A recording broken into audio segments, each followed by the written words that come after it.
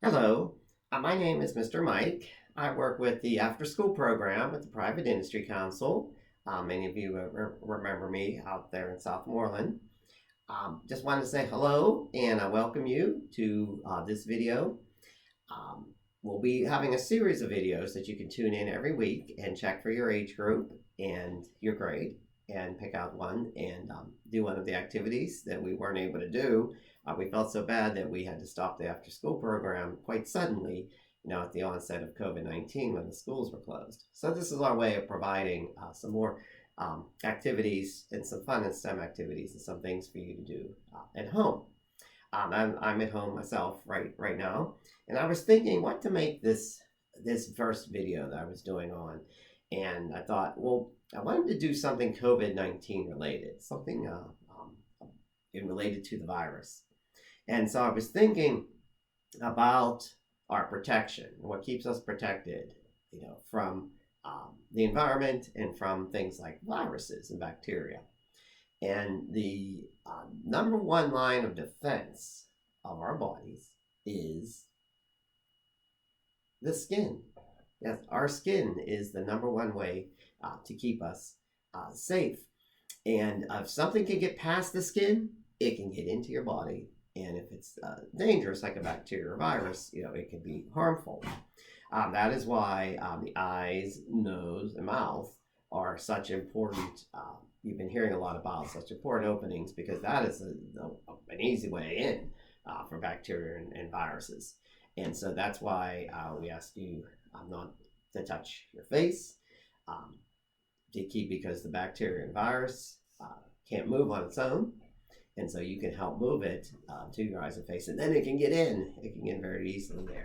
It's another important reason why we have to cover our mouth when we sneeze or when we cough, to keep airborne things from airborne viruses or bacteria from coming right into our mouth, or into our nose or even eyes. So that's why we want to cover up. Now, besides those openings there, how about the rest of the body is protected by the skin?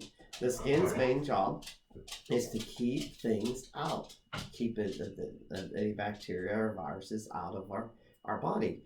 And it does a really good job. And what we'd like to do today is demonstrate that with fruit. And you can take any type of fruit. What I did was I took 2 tomatoes, but you can also, anything that's got a nice lemon here, an orange, an apple, now I even got a lime here. So anything that has this, and as you imagine, the skin of the peel of the outside of the fruit is like the skin is to us. So it is helping to protect it. So to demonstrate at home, how this works, how the skin can help, I want you to take some toothpicks. So what I did was you take 2 of your fruit. If you had the two oranges, it'd be fine. Or in this case, I had two tomatoes. So you take 2 tomatoes. One is the control. So one you're not going to do this to, and the other one you're going to, the variable is going to be holes. We're going to put holes, puncture the skin of the tomato. One of the tomatoes we're not going to puncture the skin, and the other one we are. So just take your toothpick and give it a few punctures. Some of them, if you want to widen the puncture a little bit, make that cut a little bit wider. It's like you're giving cuts to your fruit, to that. So go ahead and give that several different types of punctures. Wiggle it around a little bit and get a little bit wider. And then the object now is to let this sit.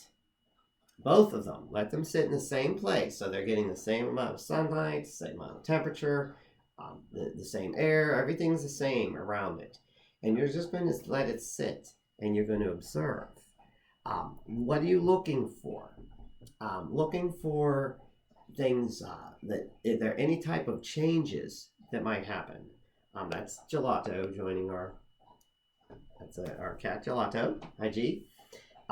What you may notice some growth, some dark spots, some bruising, some fungus possibly growing on your tomato. One of the things I'm going to step over here for a moment and grab a magnifying glass.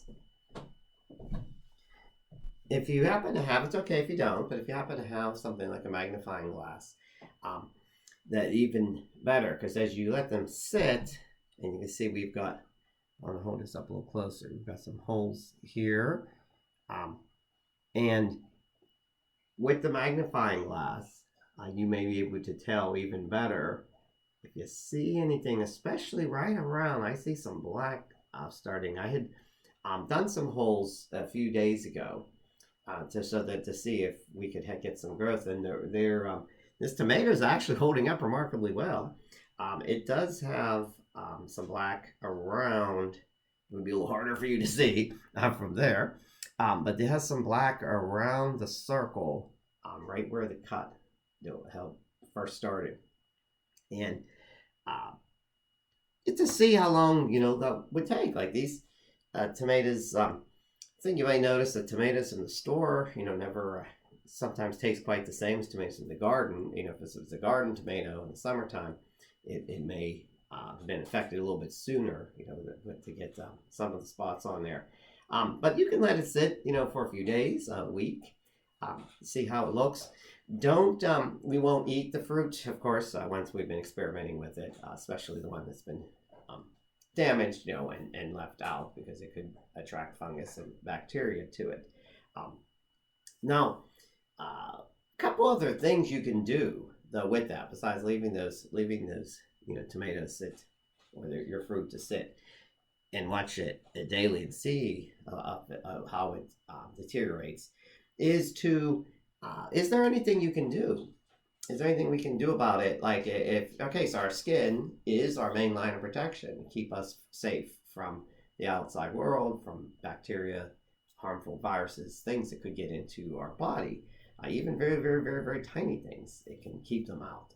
So, is there anything we can do to protect if we do get cut? Is there something that we could do to our tomato if it gets cut? Well, what do we do?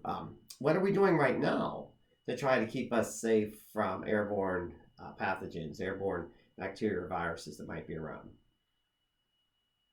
Yes, many of you are thinking that, especially out in public, where many people are wearing a mask. So will a mask help?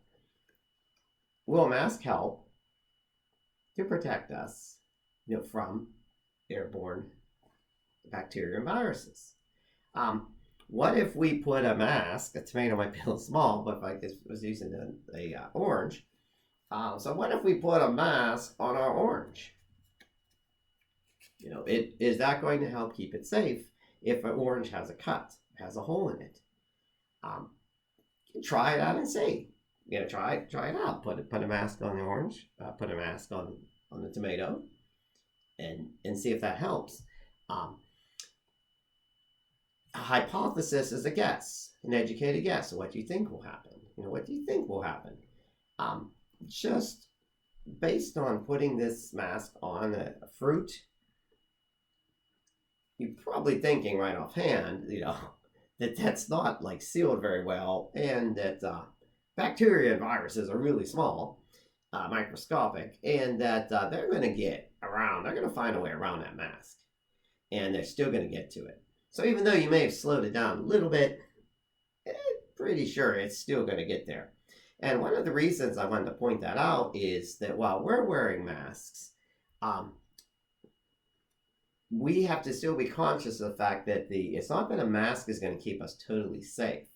It's like we have a break in our skin here at our mouth and our nose, and if we cover the mouth and nose, will we be safe?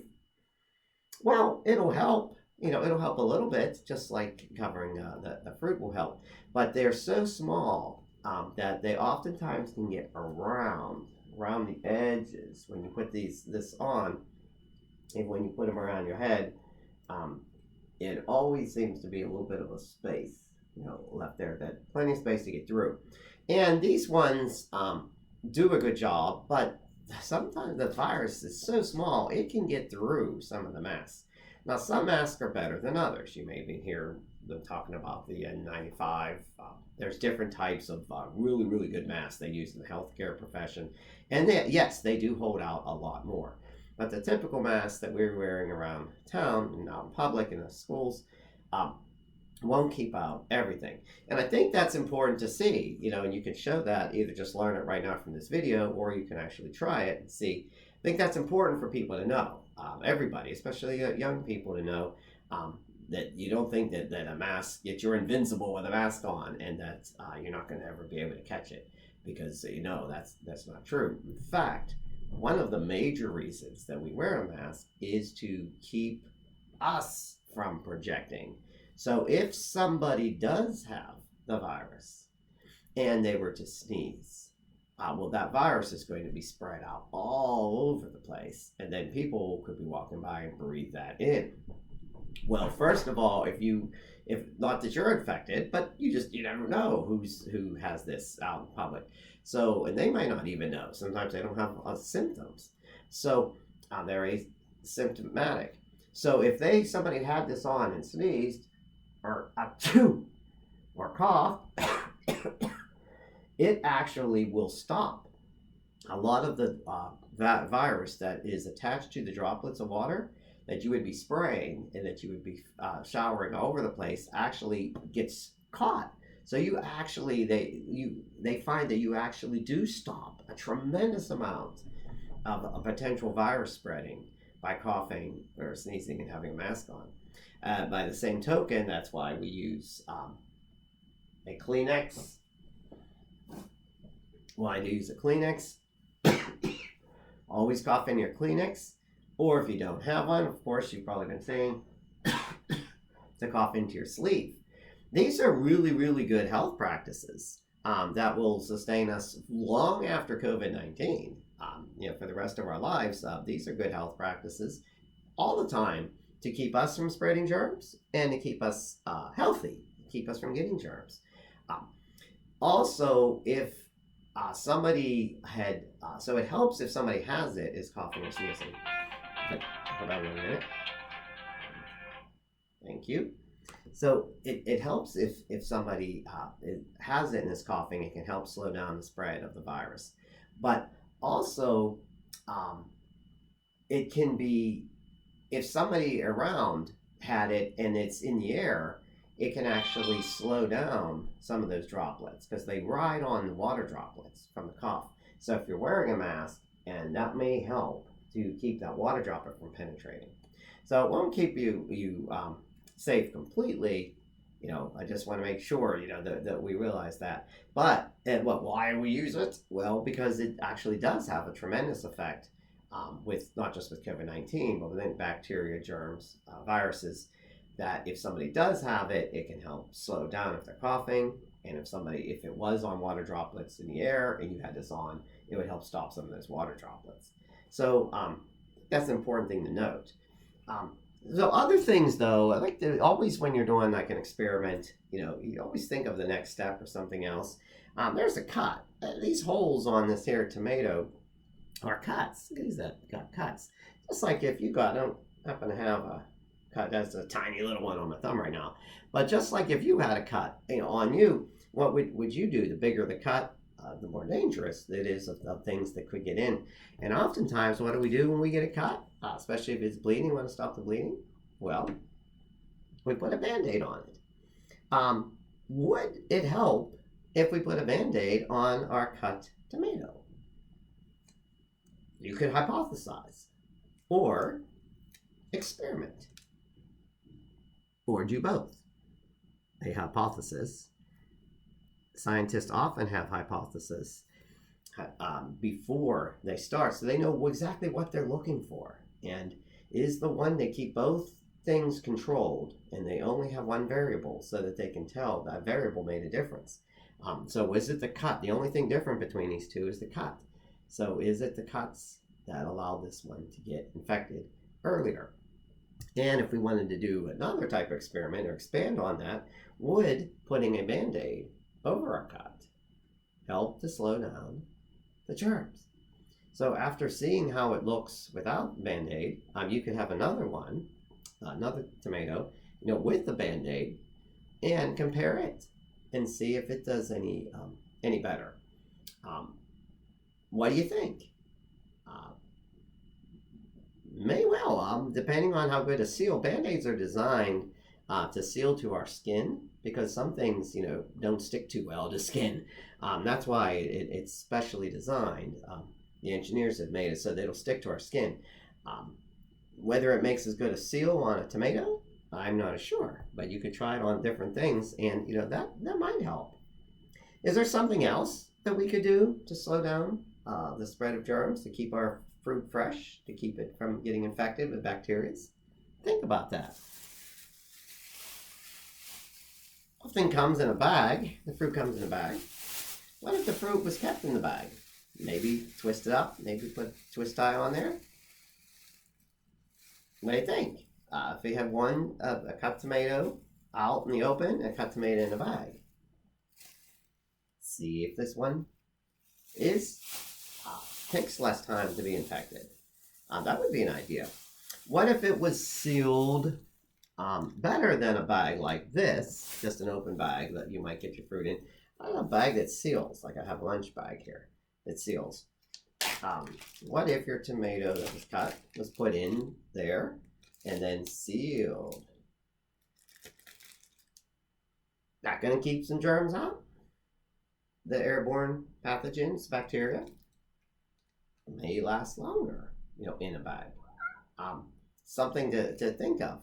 What if, oftentimes with some fruits, if you can see that from here, if we put it in a refrigerator, got some cherries right now in the refrigerator. I pulled these lemons out of the refrigerator, the lime. Some things people like to eat warmer. I tend to like to leave my orange out. But would that slow down the spread of a virus or a germ if it was in a refrigerator? That's something to think of, and hypothesize or experiment or try. These are some of the ways that I think our generation, your generation, is going to be more conscious than ever before about diseases. You're the first living generation that's that's had a pandemic. So you're going to be much more aware, and and it may actually help you be healthier, and to take little healthy practices to keep your food safe and to keep your body safe, because your skin is that covering. It's an incredibly tough, even though it might not seem like it. It is incredibly effective, incredibly tough at protecting your body. The main job of your skin isn't just to hold everything in. It's to keep stuff out.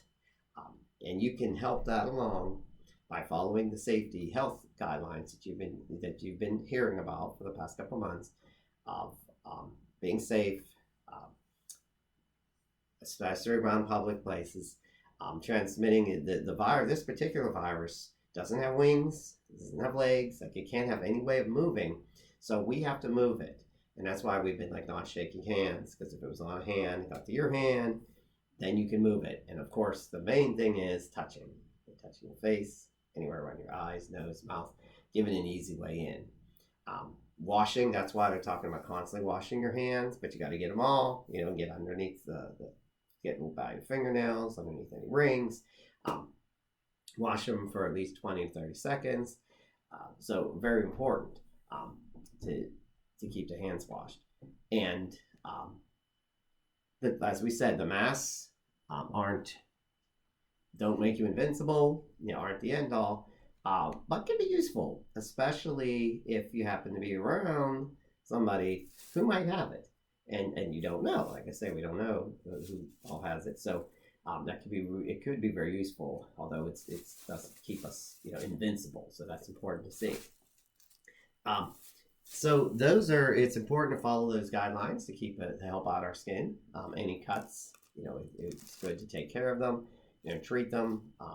They put things on them, Neosporin and peroxide to kill those germs and cover them up. Bigger cuts sometimes need looked at by professionals, by doctors, to keep things from getting in if we do have a break in our skin. So today's lesson is to show just how the skin works on a fruit and can have the same how the fruit of the peeling works on the fruit, and it works the same as your skin does to protect our bodies and keep us safe. Try that out. I really appreciate you tuning in today, and we will have other if you find when we have some there may be some time where you can respond to these if you had questions or something that you found out yourself. And if you found anything out specifically about some of those things that I said, let us know about if you tried with the different cuts, different vegetables or fruits, in a refrigerator, in a bag, Band-Aid, those type of things. Or if you tried something different yourself. Okay? So thank you. I appreciate your time, and I hope you have a great rest of the day. Thank you.